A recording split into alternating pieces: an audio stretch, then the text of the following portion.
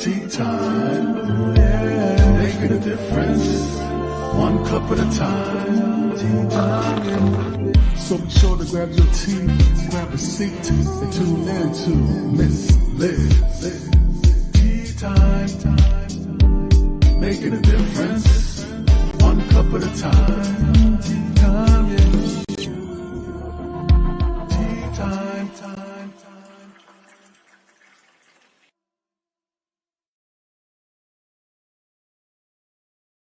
Well, welcome to Tea Time. That's right, Miss Liz is back, and it is evening tea time, and I have a returning guest here. Bob Brill is here, and we're going to be talking about his new book, Lancer, Hero of the West, the Virginia Affair. We're going to be talking about that. We're going to be talking about a bunch of other stuff, updates, and all that good stuff. We're just going to sit back and spill a good, strong cup of tea with all of you guys tonight. Tonight's tea is true, enlightened, and assist. That is the three words that Bob has given me. But before we get started, we're going to get you all over to Miss Liz's YouTube channel, ring that little doorbell so you can tune into these tea times in the morning, afternoon, evening, catch the replays, leave your feedback, comments, and all that section. Reach out to the guests as well. So let's get started with disclaimer and a little bit of on Bob, and then we're going to get Bob in here and we're going to spill some tea together. Disclaimer for Miss Liz's Tea Time live show. Miss Liz myself is going live using StreamYard. Before going live, before leaving a comment, please grant StreamYard permission to see your name at StreamYard.com. Please be advised that the content brought forward for any Tea Time show hosted by myself, Miss Liz, is always brought forward in good faith. However, may bring forward dialogues and opinions that are not representative of my platform. The facts and information are perceived to be accurate at the given time of airing. All Tea Time guests and audience participants are responsible for using their good judgment and taking any action that may relate to the discussion. The content brought forward may include discussions for some where they may be emotionally at risk. It's significant to know that the show is engaging in discussions forums only to offer inspire awareness and connection and is not providing therapeutical advice.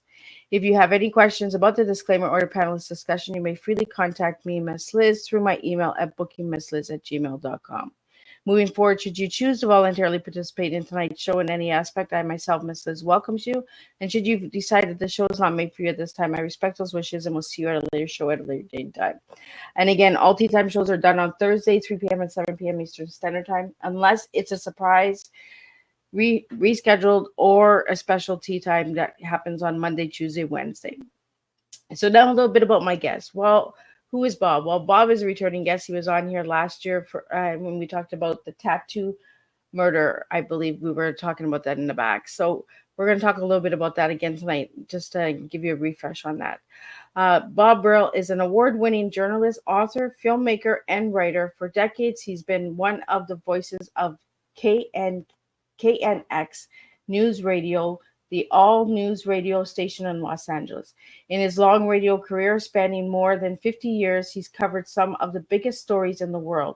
As an author, he has written and published 16 books, and as a screenwriter, he's written approximately 20. A native of Pittsburgh, PA, Bob got into radio to hopefully follow his beloved Pirates as well as the Steelers and Penguins. And while he never did play-by-play for those teams, he was able to cover local teams during his radio career.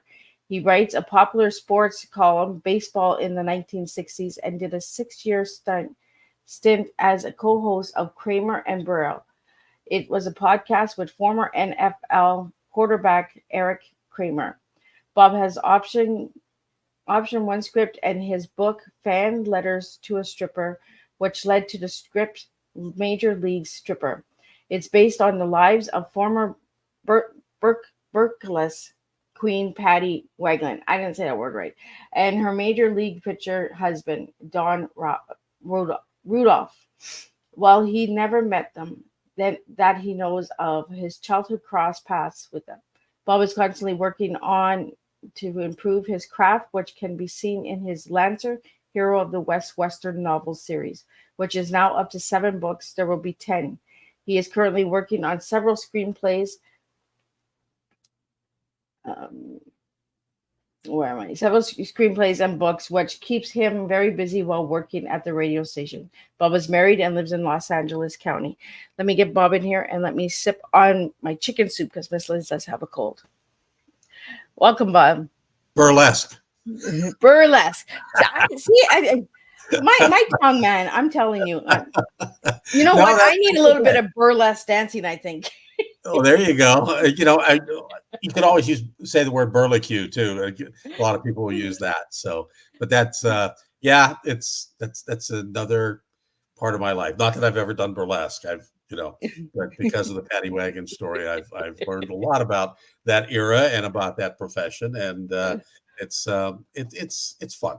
It really is, and a lot of people like, oh yeah, that's strippers and stuff. Yeah, it is strippers. But you know what? It's classy. It's classy strippers. It's not raw, and it can be, but most of the time it's not. Well, with strippers with a style, right? Yeah, exactly. And she had some really good style. So, which is another story that has been in my life since 1959 when I was 6 years old, and that kind of dates me at this point. But that's okay. I haven't dated myself in a long time. So, There we go. So, Bob, for the viewers that didn't see you last season, tell us a little bit who you were as a little boy and who you are now. oh, wow, as a little boy, the thing about it is, I always wrote. I was always a writer because I remember being 5, 6, 7 years old and writing jokes for people in the family, and telling those jokes, and they would laugh. And of course, I was a cute little kid. I mean, I had a little bow tie, and the whole thing. And they would laugh. And of course, you get the laugh and the applause. That's what you want, it encourages you. So I've always been a writer, and I always did a lot of reading, and I've always told stories. I've always been a storyteller, which is more of what is, I guess, I'm about than anything. I mean, whether it's just telling stories in at work, or whether it's on the radio, telling news, reading news stories, or that kind of thing. But I always, from the day I picked up a baseball glove or a baseball, that's all I really wanted to do outside of telling stories, was I wanted to play baseball. And I figured that's what I wanted to do as a career. And at some point, obviously that didn't happen. And which is, like anything worth doing, it's really tough to do, and break in there. But in the fifth grade, um, Mrs. Dunn, Melvin Elementary in San Fernando, California, had us write an essay of what we wanted to do when we grew up. And I wrote a story about how I wanted to go play for the Pittsburgh Pirates. I was going to go graduate high school, drive to Florida, try out, and I was going to be signed on the spot, right?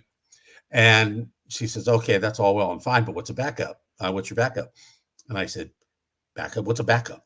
She goes, "If you can't make it, And I said, "Well, I mean, I kind of felt I was going to make it, but okay, if that's what you want." And so I thought and thought and thought, and I said, what would keep me close to baseball? I mean, that's what I wanted to do. And I thought, well, play by play, and I love play by play. I used to listen to my favorite play by play guy, and that was Bob Prince of the Pirates. Later on, obviously in Los Angeles, you listen to Vin Scully, who has also since passed away. And those are two of the best, probably out of the top 10 of all time as far as radio play by play guys. And so that's what I decided. And right out of high school, I went to broadcasting school, and I was going to San Fernando Valley State College, which is now Cal State Northridge. At the same time, I had one class just to keep my, so I could say I was going there. And in 4 months of broadcasting school, I graduated, and I went to work. I never went back to college. And so I've been working basically ever since. That was 1972. So it's been 52 years since I got my first job, and I've been working in radio ever since, doing something while doing other things at times too. And but yeah, and that's kind of where that was. I did get to do some local play-by-play. I never got to do, I did college play-by-play and local play-by-play in Fresno, but I never got to do a professional sport, which is what I always wanted to do. And at this point, it's not going to happen. So, unless I get invited into the booth because I sold a screenplay that won an Academy Award and I happen to be there, and they're going to find this out and say, well, "You want to call a couple innings? You want to call an inning?" Yeah, sure, I'll call an inning. Why not? So that's my only hope of doing that at this point in my life. So, Bob, I want to get into the baseball because I just had Claudio Resino on, and he was a baseball scout. Okay. I want to get more into this baseball because we didn't talk Sure. about baseball the last time we were together. So I what think we did did. Yeah. tell me a little bit more about this baseball? I know you do some card collecting in that as well, don't you? Yeah. Well, I've been a card collector since I was 6, and I became a dealer and owned a baseball card store in Ventura in the 90s. Had it for 13 years, and while doing radio at the same time. And I still buy and sell. I deal mainly in vintage, anything before 1975. Really, I don't really deal in anything since then, unless it comes up and just happens to happen. But and I sell on eBay under the name Brill Pro, which is my company, Brill Productions. So and I have an eBay store, and I've got thousands of things to put up there. I've got 500 up there now, and they sell. Occasionally, if I make 4 or 5 sales a month, that's pretty good. But as far as I write, of course, as you mentioned, the weekly baseball column called "Baseball in the 1960s," and I created that because to me, that was the last great era of Major League Baseball.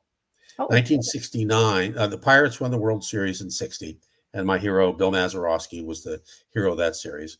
And in 1969, the end of the decade, is when we went to divisional play and then interleague play. And to me, that as a purist, that ruined it for me. I mean, I still follow it, obviously, and I'm still into it, but it ruined that part of it for me. And so to me, the 60s was the last decade, great decade. And the things that guys did in the 60s will never, ever happen again. I mean, Koufax and Marichal and Gibson, those guys were pitching 300 innings a year. oh And wow. now, if a guy pitches 160 innings, that's a lot because they limit their pitchers because the guys throw so hard. Everybody throws 95 miles an hour. And back then, if a guy threw 95, that was a lot. He may have, but we didn't have the guns and radar guns and things like that to determine that like we do now. And of course, everything was broken down and changed with Bill James and his analytics, which I love Bill James. Don't get me wrong. But his analytics were just changed the game drastically. Now, in 1967, 1966. 1966, the Pirates were looking, they had just changed managers. They were looking for a manager. And as a 13-year-old, I wrote a letter and applied for the job. I still have the rejection letter they gave me. I still But have it. you tried, right? Yeah, it was great. It's in my files, and I there's proof that I actually applied for manager of the Pirates. And I at the time thought of using computers long before Bill James did. And now I sort of regret that. I kind of, computers, yeah, for some things, but really, baseball is like anything else. And I've written a book called Beating the Slump. And it's just like a 35-page book that's on Amazon for like $6. And it talks about breaking a slump and how to do it, whether it's a golf swing or whether it's a baseball batting swing. And it came to me through a man who I dearly admired and became friends with, Sid Thrift, who was the general manager of the Pirates during a stretch of the 70s, and who we talked a lot about baseball, obviously. And I created a book about focusing when you're in a slump to take batting practice or take golf swings from the opposite side of what you normally do. And you don't try to drive it or kill it. You just try to meet the ball. And it helps refocus your brain. It's nothing about left brain, right brain. It's none of that. But it helps you refocus. And the whole thing about hitting a round bat, taking a round bat and hitting a round ball, moving it 75 to 95 miles an hour or more is all about focus. And same thing with hitting a golf ball. You have to focus. There are certain mechanics that are important. But if you can't focus on doing that, forget it. And this lefty righty thing helps you refocus. And I carry in my golf bag, I carry 2 left-handed clubs just for that. And while I'm not a switch hitter, if I was playing baseball still, my thing was I could actually try not to look stupid. And that's what you have to do in this theory in my book. And it works. Everybody I've shown it to and told it to tried it, and it works. And I sent out a few months ago. I decided, I'm going to send out a copy of the book to every major league general manager just to see what happens. And if I can help anybody, I would. And I got no responses, zero, absolute zero, Wow. which is fine. Some of them probably never got to the general managers. They were probably flagged before they got there. And some of them, I'm sure, did get to the general managers, and they said, "Who's this guy? Crackpot." And we paid people millions of dollars to work on swing coaches and stuff like that. Why do we, this guy thinks he's going to solve the problem of certain players like that? Yeah, because it works. It freaking works. And if I didn't have the backing of Sid Thrift on it, because it turns out they used to teach this very theory at the Kansas City Royals Academy, which only lasted a few years, and Sid was head of that academy, and it's something they used to teach there. So I'm not a crackpot when it comes to this, and I know it works, and I know people believed it worked at one point, and I've seen it myself and worked on it myself. So that's another side of Bob Brill. But I was just going to ask you, Bob, did you ever play baseball? I did. I played up until the time I was 18. Of course, I played Little League and all that, in Colt League and Babe Ruth baseball. Managed a little bit of Babe Ruth baseball. Got cut from my high school team, but I did play semi-pro, not pro. I played semi-pro in LA for about 2 years, and then I wiped out my ankle for the third time. Not broke it, but wiped it out.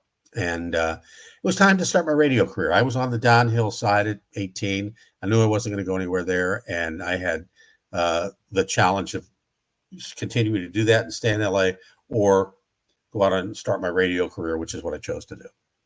So what do you like about radio, Bob? Thing about radio, I love radio. I mean, it really is theater of the mind.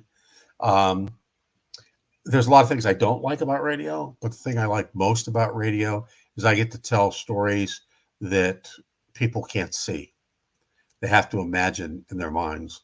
And we use actualities, voice clips, voice cuts of, whether it's presidential or feature stories or whatever it is, whatever the editors put in our stories, or if we're creating a story, whatever we put in. And I really like the production angle of it, as far as when I was at UPI Radio Network, I kind of handled the obits, especially for the West Coast, the obituaries. And a lot of that for radio, of course, if a musician dies or a singer dies, you're going to use music, some of his music in the clip that you put, the voice piece you put together. And if it's a movie star or actor or something, you're going to use movie clips, the audio portion of that. And I compiled probably about 1,000 pieces for obituaries in the files. And so, it's one of the things I do very well. I'll have no bones about saying that. And one of my editors, every time somebody dies, has me do an obituary piece. I enjoy doing them. Don't ask me why. I love ancestry. I love history. I'm definitely a history buff. I mean, I go deep into my family history and research, and I love the research part of it. And so the obituary part is part of it there. I mean, I look at it this way: dying's just a part of living. It's just the final part. Yeah, we're all going to do it. If you ever live, you're going to die. Story. Yeah, and so it's if you can make somebody's life interesting, even though they're not around anymore and they may be looking down, or in some cases looking up, they may enjoy what you did. But it's just, I like using 3 or 4 pieces of sound, maybe a piece of an interview, piece of someone who knew them, piece of music, piece of clip. And that's one of the things I enjoy about radio too. And just basically being able for nobody to see my voice. Of course, they have to imagine what I look like, which these days is pretty easy to do because my face is everywhere. And so just letting them hear the story I have to tell, and whatever that story is. Yeah, because I found on your website, hey, instead of me filling up this page, go and Google me and bing me. It's like, that's pretty cool. Like, if you're not looking, and I say that all the time, if people don't find Miss Liz, you're not looking. Yeah. Like, Yeah, I think I come up research on a Google search. I think I come up about 17 of the first 20 Oh, wow. And if you Google Bob Brill reporter, I come up 20 of the first 20. And there's a couple other guys out there. I mean, I tell people, I said, look, I'm not Bob Brill, the drummer for Berlin. I'm not Bob Brill, the Broadway and Oscar winning set designer. I'm not Bob Brill, the IP attorney in Chicago. And you better believe I'm certainly not Bob Brill, the bodybuilder. That guy, it's like, whoa. Well, it's pretty cool when you know when you do Google your name and you see all these different faces, right? You're just like, "Ooh." Mm-hmm. Yeah, because I do that every 30 days. I check, I It's about Google, what I okay. do. What's that say Well, about us, right? yeah, right. Where am I? Where they got me now? Where are they sticking me now? When my ego isn't big enough, I got to go search myself. But it's also a good way to see if anybody is using your name in that as well, right? That's true. That's true, especially now with AI and the Yeah. voice work, because we just signed a law, or Governor Newsom signed a law in California just this week that no one can use AI to recreate your voice without your permission. And they can't put it in the fine print that you gave permission, just by signing this document. Yeah. And it's really important because, I mean, obviously Hollywood is in California, and it's the second biggest media I mean, you can do it for free. You can go to a website.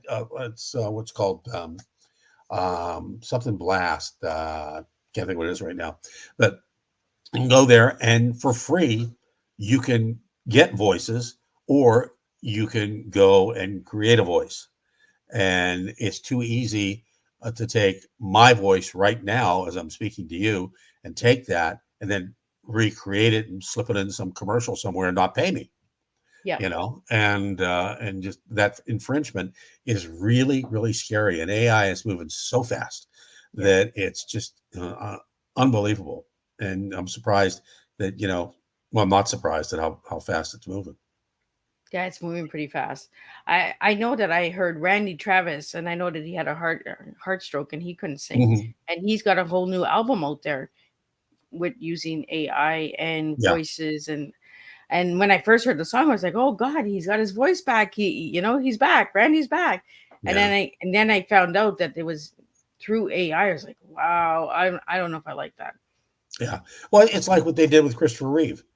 I mean, he comes out walking out at the Oscars, and first of all, he's been dead, and before that, he was, incapacitated, just totally disabled.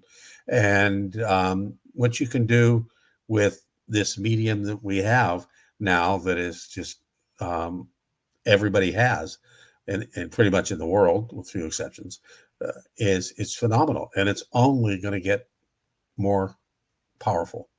Yeah. So, Bob, I want to go back to the book that we talked about last season. We talked about the tattoo murder, and we talked about it a little bit back before we went live. So, do Right. you want to share a little bit about that book, and then we'll get into What the Lancer? part do you want me to share? Everybody, buckle up. Well, I decided after writing some westerns and some other books, I wrote a memoir about baseball and my childhood, and which is a relationship book. And I wrote another couple of books, two nonfiction. And I decided I was going to write a crime novel. I really wanted to write a crime novel. And I wanted it to be racy. And so I created a character by the name of John Potenza. It's called The Tattoo Murder. And he's a different kind of cop, old school, living in Ventura, which is where I was when I was writing the book. And because it's an old school community, and it's on the beach, and it's not as expensive as Santa Barbara by far. And it's just a great place to live. And I knew Ventura because I partially grew up there, but excuse me. And so I decided to set it there. And Potenza is my grandparents on my dad's side family home in Italy, the city of Potenza in the province. And So I gave him that name, and I made him Italian American, which I am. And I drew a lot from my past, and excuse me again, um, and used a lot of that. My wife tells me that she finds a lot of me in the book even today, and which is kind of scary based on what I'm going to tell you next. So I wanted this. I wanted this to Buckle be a up, guys. It's coming. I wanted this to be a racy novel. So, and John Potenza is sort of like a local James Bond. He has a lot of women, and he has his main squeeze, and which, by the way, isn't me. you know, uh, Never was. I don't know whether that's fortunate or unfortunate, but so I wrote the book, and I guess I wrote the sex too well. I write sex very well.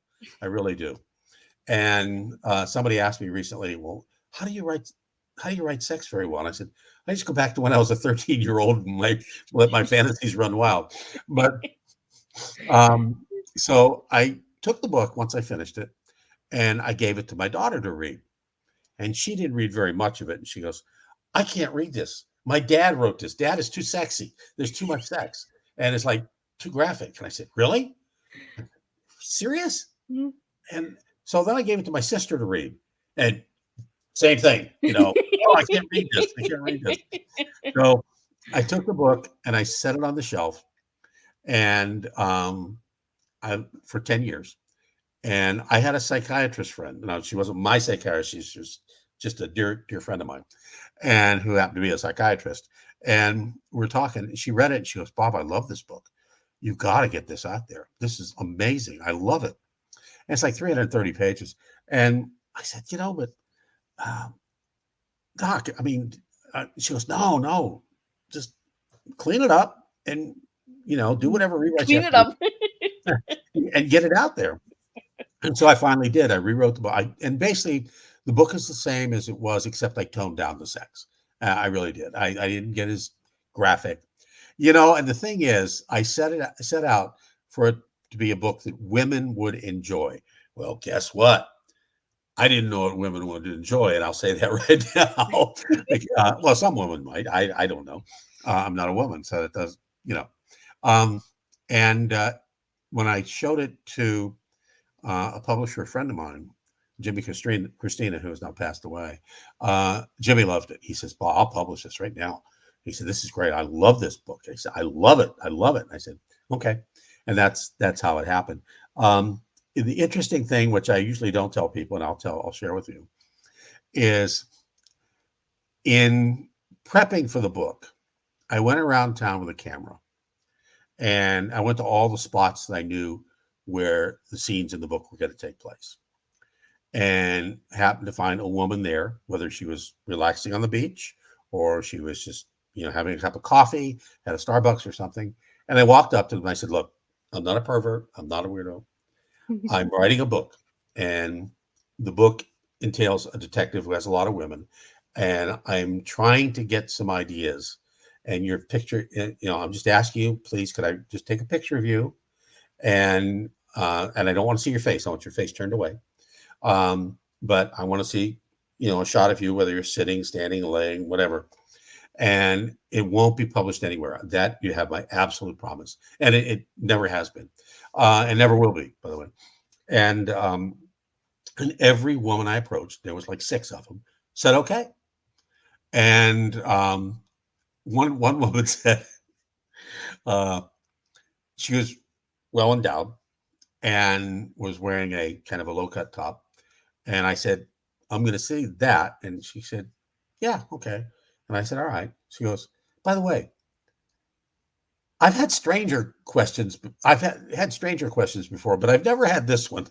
And I said, "Okay, that's fine." And but it was interesting that every one of the women allowed me to take those pictures, and I did use that in my some of my descriptions of the women that he dates and has affairs with, and or who help him as well. And he has an Italian American family in Ventura. His mom was a sort of a war bride, later on war bride, and his dad was a military man. They're both there, and his sister, who runs a beauty shop. What else does a Italian American sister do? But she runs a beauty shop or a restaurant, and this one runs a beauty shop. And they're all involved. And I drew on some cousins and stuff like that. And so it was a very fun book to write. It's the most detailed. And the two of the other things about it is it reads like a screenplay in that every scene is timed, dated, and where. In other words, at the top of every change in scenery, it tells the time of day, what day it is, the date, and the time of day, and if there's if there's weather or whatever. And then the other thing I did, even though it's a fictional book, I went out and we took a bunch of pictures of places that where the events in the book happen or fictionally happen. And there's 10 pages in the middle of the book of real places where the fictional action took place, which is, I don't know if it's ever been done before, but it was something I thought of a long time ago that I wanted to do. And it works. I felt, you may have 5 changes of scenery within a chapter. Well, we all, when we're reading, when we're getting tired, we look to see how far to the end of the chapter, right? Is it 4 pages, 5 pages, whatever? Now in this book, you don't have to go that far. How far is it to the next scene? And it's broken up. And people like that, I've been told. And I get a lot of comments on the photos, of which my wife gets credit for. So she's a photographer for that. Oh, well, that's cool. So how did you go from the Tattoo Murder to the Lancer series, or did the Lancer series start first? Lancer, I always wanted to write a Western. My father and I, when I was growing up in the 50s and 60s, not most, but a whole lot of the shows on television, the biggest genre, of course, was Westerns. I mean, and some of them you can still see on classic TV and stuff like that. But we watched Western. My dad loved Westerns. He told me he once read every Zane Grey novel he could get his hands on when he was a child, growing up. And I read some Westerns when I was growing up, but not as much as him. But we would watch Gunsmoke, and we would watch The Rebel, and all these shows in the 50s and 60s. There are only a few that we didn't watch. I go back now and I see there were a whole bunch more that I never watched. And as a tribute to my dad, I always wanted to write a Western. But the thing with Western audiences, and readers especially, is they're really in tune to the era. They know what went on. And if you aren't super accurate in your description of a certain thing, they're going to nail you on it. And I always had that fear that was going to happen. And I didn't have time really for that kind of research. For instance, if in the New Orleans affair, a lot of it takes place on a riverboat. Okay, well, I couldn't name the riverboat the Enola Gay or whatever. Let's pull that name out of the sky. That was obviously the airplane that dropped the atomic bomb. But I couldn't take that and put it in 1883 if it burned to the water level in 1881. Yeah. And if I wrote that, Western readers would pull that out, and I'd get emails and whatever, and bad reviews and whatever. So I was always nervous about that. But with Google and now AI, the research is like that. I actually, excuse me, one book one of the Lancer books, I think it was Broken Bow, the one right before the Virginia City affair. Broken Bow, I had to figure out train schedules. And I literally, on Google or through Google, I found train schedules for the time. And wow. I had to make sure that I couldn't take the train into Broken Bow because the train never went to Broken Bow. So I had to have Lancer get off at some nearby town, take a horse and get to Broken Bow. And those are the things you have to really be concerned about when you're writing a Western. And once that came along and I figured that out, I said, okay, I can do it. And I wanted to write a series. I just didn't want to write a one-off. I wanted to create a character. And I spent weeks trying to come up with a name. And I wanted a royal name. And I came, Have Gun Will Travel, Paladin was a royal name. There was other ones, king, queen, whatever. They were royal names, and I wanted to call him by one name. And each book, more about his past, is revealed a little bit. And in book 10, which would be the final one, I'll tell the whole story of his past and who he is, who he was, family wise and everything. And of course, it's all created, but and I already have it in my head. But so what I did with that is I lost my train of thought. That's okay. Let it slip. And so that's important as far as the research is concerned. I think that's the most important thing as far as Westerns are concerned, and that genre for sure. So how do you get the subtitles for your Lancer series? Well, they're all the Something Affair, and Okay. I literally stole that from The Man from U.N.C.L.E. Because Man from U.N.C.L.E. TV show back in the days with Napoleon Solo and Ilya Kuryakin, which was Robert, I can't think of his last name, and David McCallum. I every one of their episodes was the Something Affair, and it could have been the Budapest Affair, it could have been the Two Gun Affair, or whatever. And I thought that was a way to do it. I didn't want to just give it a subtitle, because that's today's world, especially almost every book has a subtitle. And growing up, it was just the opposite. And so I said, okay, I want to make it the affair. That works. So, and since Lancer is a good guy gunslinger who works out of Tombstone at the height of Tombstone in the early 1880s, he goes elsewhere to solve crimes or help people or whatever. And he's a wealthy guy, so that's not a big deal. And so I have him go, if I have him go to El Paso, it's the El Paso Affair.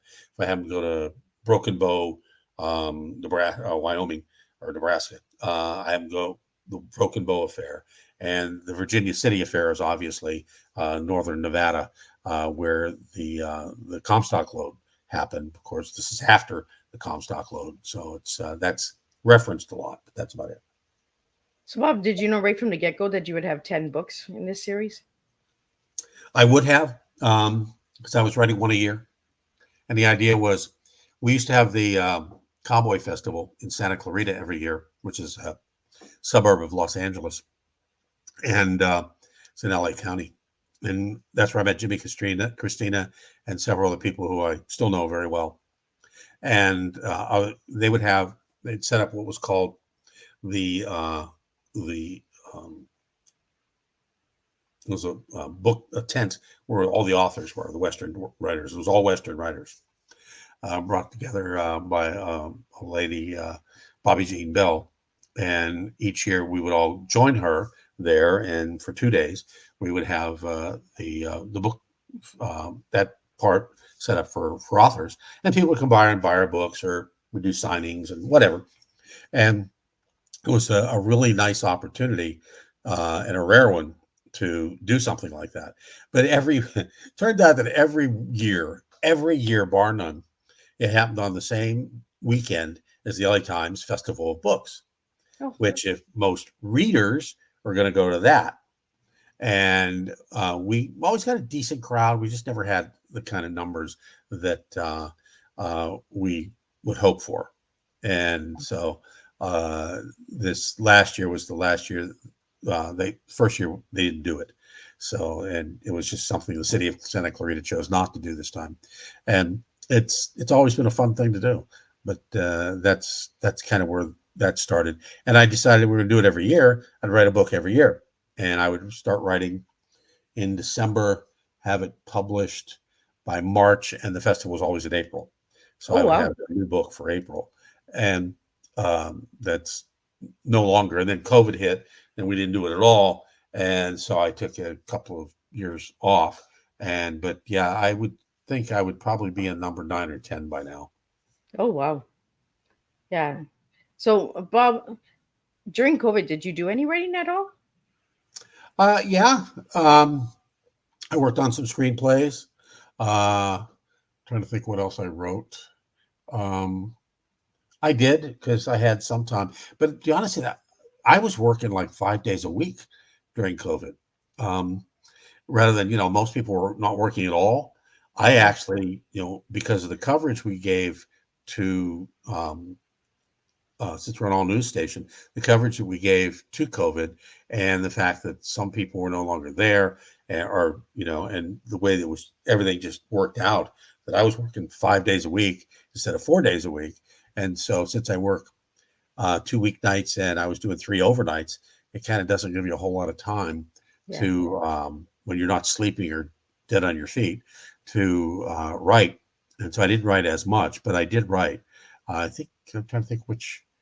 Well, I wrote Broken Bow during COVID. I did write Broken Bow, and I'm trying to think if I wrote anything else. I'm sure I wrote a couple of screenplays during that time, and we produced. I think I'm trying to think if we actually produced one of the short films.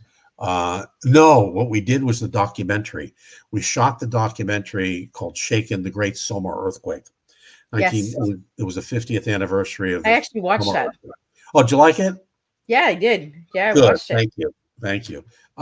It was a labor of love and something I thought of 50 years ago. What am I going to do 50 Yeah. years from now? And lived through that earthquake in Silmar. I was a senior at Silmar High School when it happened. And so I got together with a friend of mine, a co-producer, and we put out on Facebook on the Silmar High School Facebook page. Well, it's not the official high school, but people that went to Silmar High School or grew up in Silmar. And I put it out. I said, "We're doing this. Anybody that wants to come in for an interview, we'd love to have you." And we had some cancellations, and because we had to do it all one day, because I Yeah. was given the spot to do it indoors, and we had to. You had to come in by yourself. Some people came with a wife or a husband, and we had to have them outside while we did it. And we really had to isolate during that and sign waivers and everything. And we just really, really took precautions, and because we had to, and we shot it. And we did it all in the same room. We actually shot it in 2 days. We shot all the interviews in one day. No, I take it back. We shot the people from high school or from Somar in one day. Then we took 2 other days and interviewed at a local park outside the fire personnel, and then we shot the two stand-ups that I did on another day.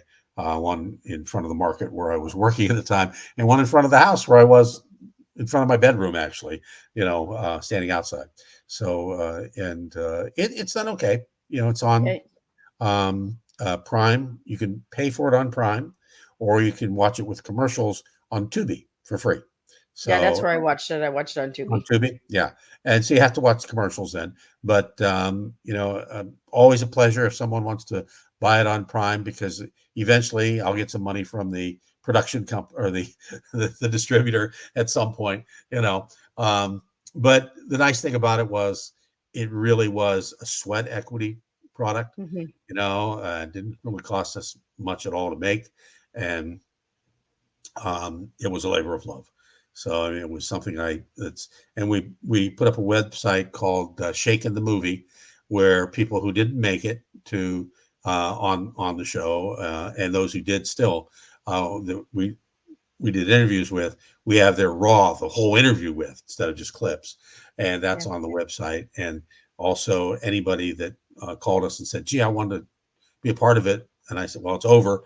Um, you can do a 3-minute clip and load it to the website, or send it to my email, and I'll load it to the website. And just give me 3 to 5 minutes, and you talking into your phone, and I'll post it." And it's been good. I mean, the website's going to be there for a long time, hopefully, Yeah. and people could still go back and see it, and watch the video through you. Like I said, Tubi and Amazon. Yeah. No, I really enjoyed it. You did an awesome job on that one. Thank you. Thank you. So, Bob, I want to get into your tea because you gave me true, enlightened, and assist. So, why those three words? True, enlightening, and assist. True would be the journalistic side. I mean, you have to be true to your craft. You have to be um, someone who is credible. You have to be credible. I mean, especially when you're writing fiction. Yeah. You know, I had a friend of mine say, I told him, I said, writing nonfiction is so much harder than writing fiction. Fiction is easy to write. He says, yeah, because you can make stuff up. He substitute a different word for stuff, but outside of that. And so, you have to be true, and the true means credibility. Enlightening to me is you, I don't think how I want to put this, fresh. Okay. Okay. And always being fresh. And even though you may be doing something that's formulaic, where it's similar, but you always want to freshen that up within itself. In other words, never do the same thing all the time, but always do the same thing all the time, but be fresh about it. Yeah. Always add new elements, always make it so that whether it's a reader or the viewer or just people you're talking to, of making it more entertaining, and so that they want to watch it. And assist is, that's an easy one. Always listen to someone else, because there's everybody has advice, and some people's advice, whether they're good at it or not, is really good. And some people's advice, whether they're good at it or not, is terrible, but you have to listen to it, and it's like, I don't want to get into politics, but it's like in our country, we're so polarized right now because we don't listen to each other, Yeah. and it's difficult. I find it difficult for the side I'm on, which I won't explain. But it really is difficult, and you have to, that's the way things work. Yeah. I mean, I know we were talking ahead of time when you submit a screenplay, you may have 10 eyes on it. And every one of them is going to miss one thing, one misspelling, and it's going to get slipped by.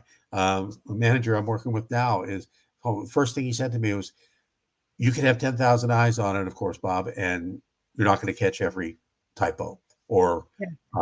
wrong word, and I'm terrible with there, and everybody says I don't know, I don't even know what a comma is.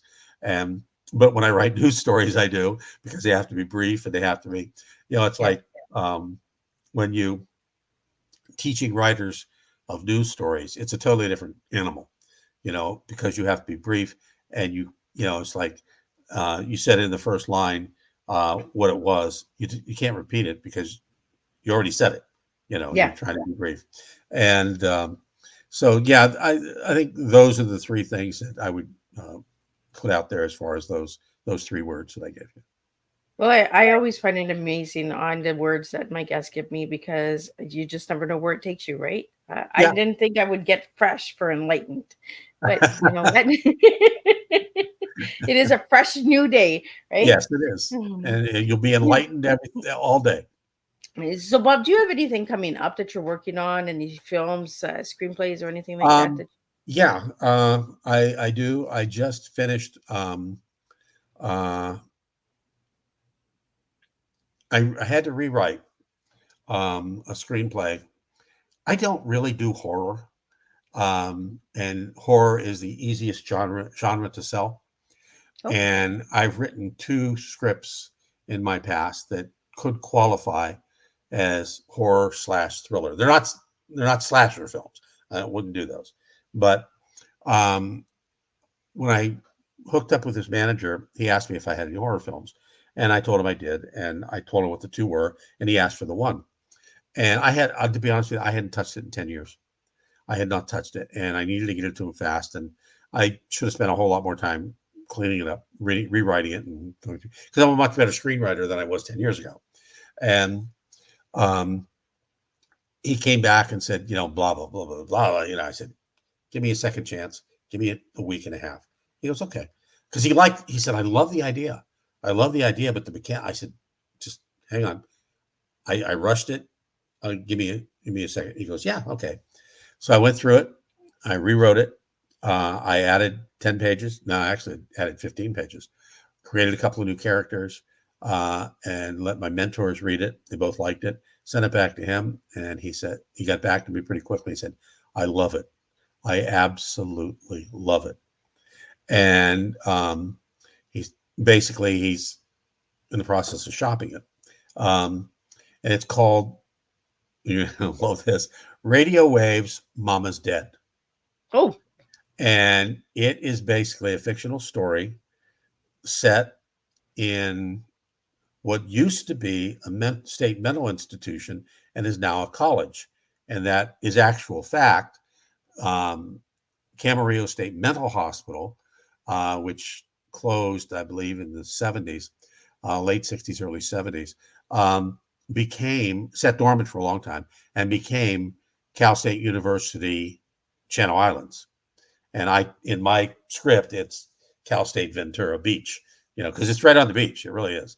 And it's basically about a woman who's a girl who's now 18 entering that college, who was there as a toddler and didn't know it when her mother was committed there. oh, And it goes back and forth, and there's a reincarnation of the mom.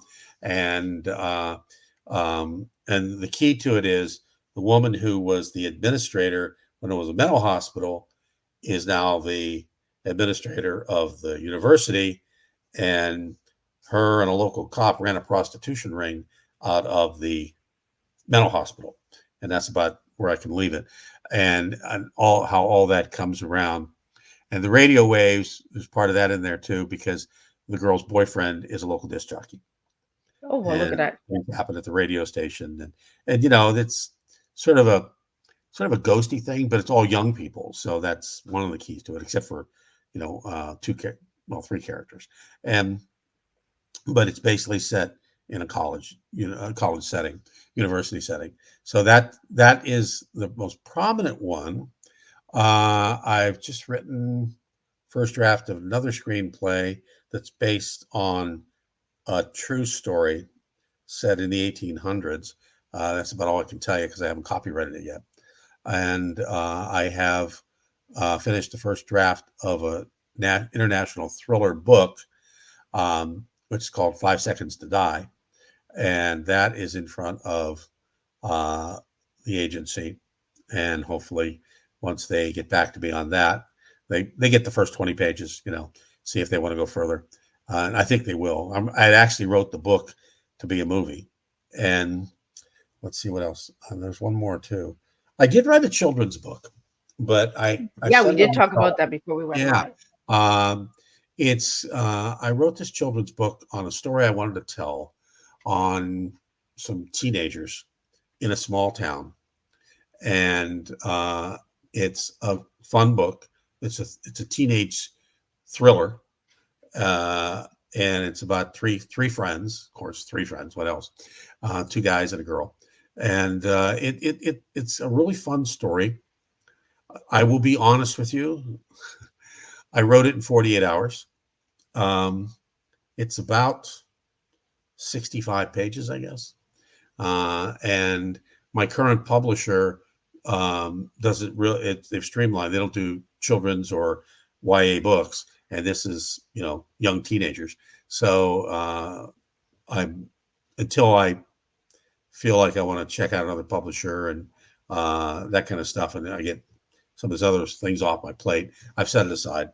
Hopefully it won't be 10 years like the Tattoo Murder, but it was a fun book to write. I kind of wanted it to be a series, and hopefully it will be. And and the other thing, oh yeah, golly, we had it come out. We're shopping it now. I wrote and produced and half directed a short film that is actually a pilot for a series, and it's called The Adventures of Taekwondo Martial Arts Detective. And it's a comedy, obviously, with that title.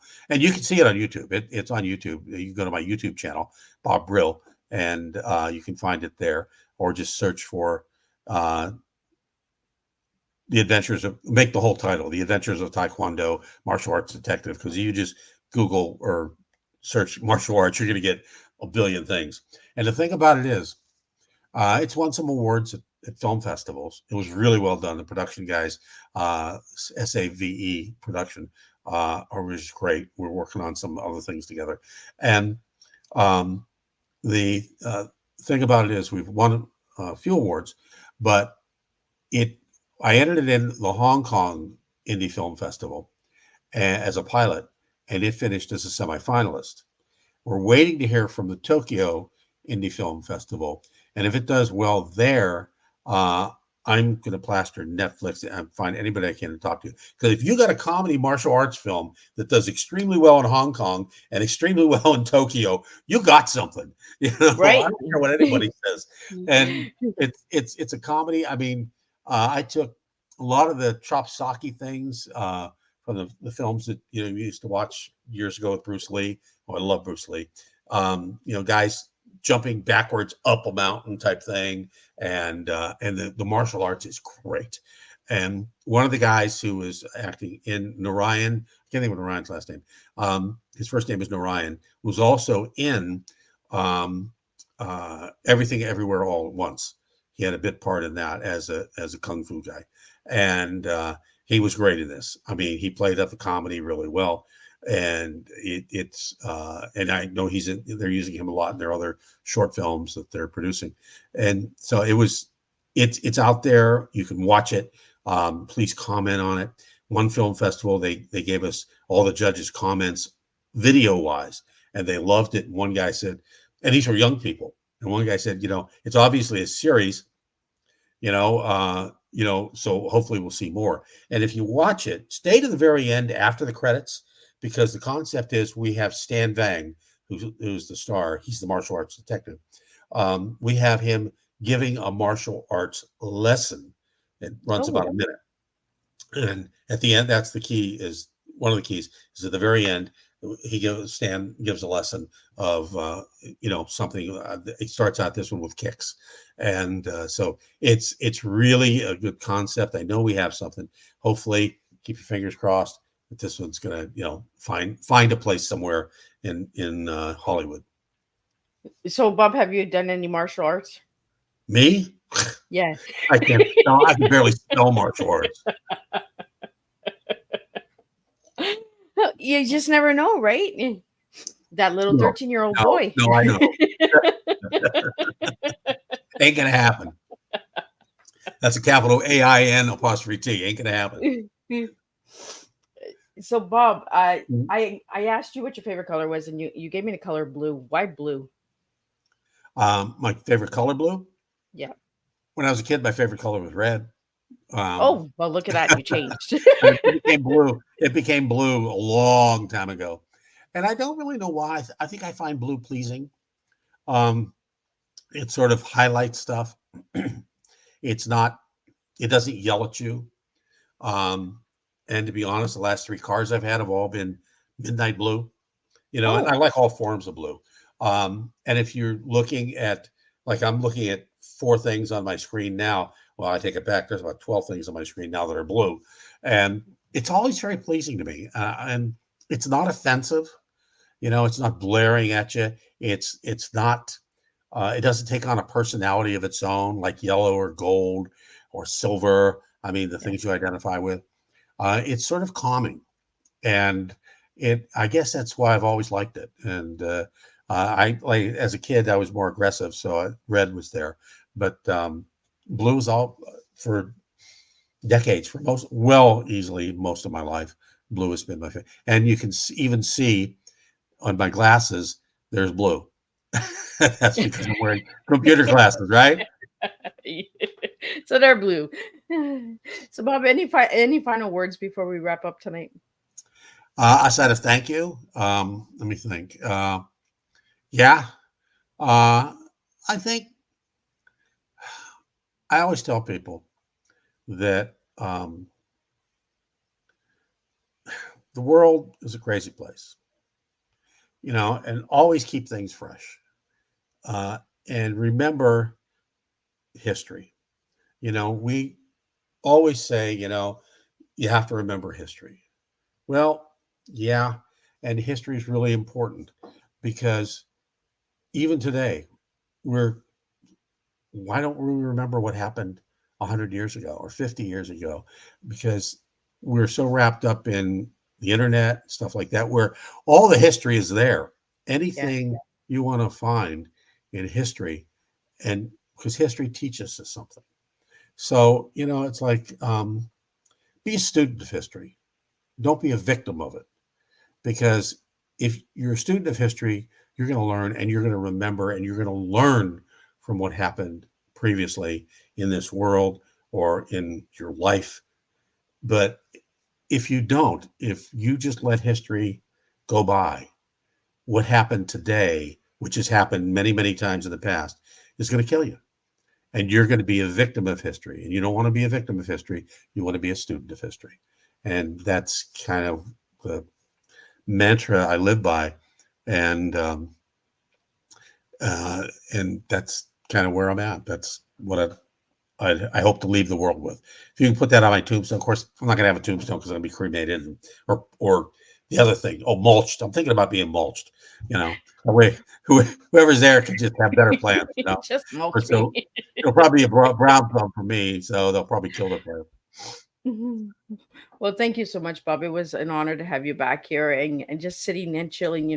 That's what we do when we get together. We just sit back and chill.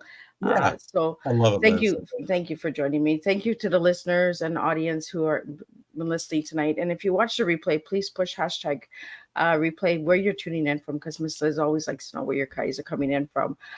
We will be back on the 23rd. John Callis will be back and he'll be giving us some updates. So he'll be talking about Hollywood and books and all that good stuff. So we're going to keep on with the films and keep it moving.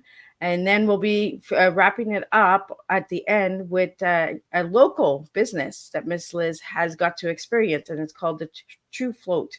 So it's a salt spa. So we're going to be talking about that salt spa, on how you just sit and float in this water. It is amazing. So we're Oh, going to have two amazing local business owners coming in and sharing about that and how you can get a part of that. And then we're going to wrap up with a returning guest from season 1. Amy Huttons will be back with women empowerment and her story of coming out in her 40s.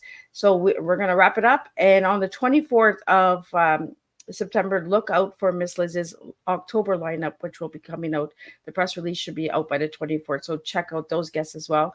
And we'll be joining in 2 new countries. So Miss Liz is going to be pushing it up to 72 countries in 5 years. So wow. that's how Miss Liz works. So until then, I will see everybody on Monday with a new TEA, and we'll do this all over again. So keep serving your teas, keep being true to yourself, and let's make a difference one cup of tea at a time.